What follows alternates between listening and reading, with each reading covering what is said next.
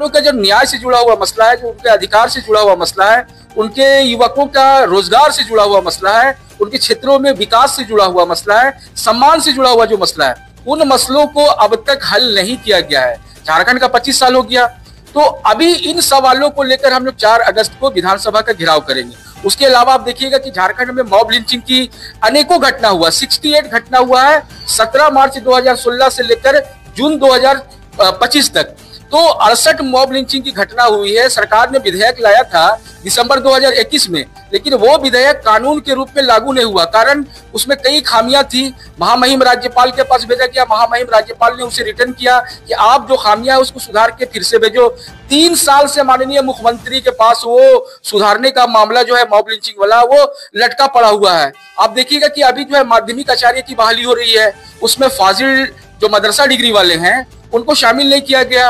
आलिम फाजिल की परीक्षा जो है झारखंड एकेडमिक काउंसिल ले रहा था, हम उसको सही नहीं मानते, लेकिन आपने रांची विश्वविद्यालय से परीक्षा आयोजन करवाने का कोई प्रयास नहीं किया।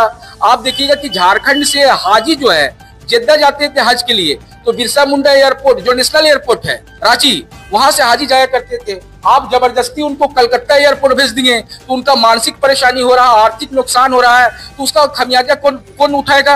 आम जनता उठा रहा है। आप देखिएगा कि देश के हर राज्यों में अपने राज्य से हज यात्री जेद्दा जाते हैं हज करने के लिए, लेकिन झारखंड एक ऐसा राज्य है जो हमको दूसरे स्टेट कलकत्ता से जाना पड़ रहा।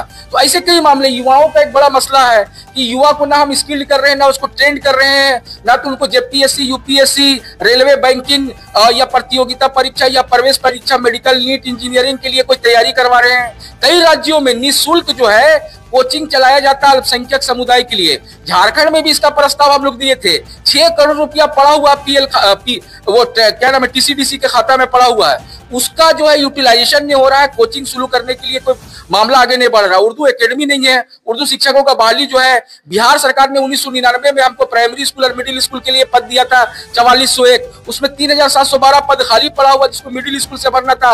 आपके पास टेट उत्तीर्ण है 2013 और 2016 में, उनसे आप बहाली करने के बजाय पद को आप जो है सरेंडर करना चाहते हैं, उसका नाम सहायक आचार्य रखना चाहते हैं। जो 4200 पे ग्रेड था उसको घटा के 2400 करना चाहते हैं। तो ऐसे कई मसले हैं। रांची में 10 जून 2022 को गोलीकांड की घटना हुई, 2 नौयुवकों को गोली मार दिया गया, 9 घायल हुए, उनको न्याय नहीं मिला, दोषियों पर कोई कार्रवाई नहीं हुई, उल्टा इन्हीं लोगों के ऊपर एफआईआर कर दिया गया।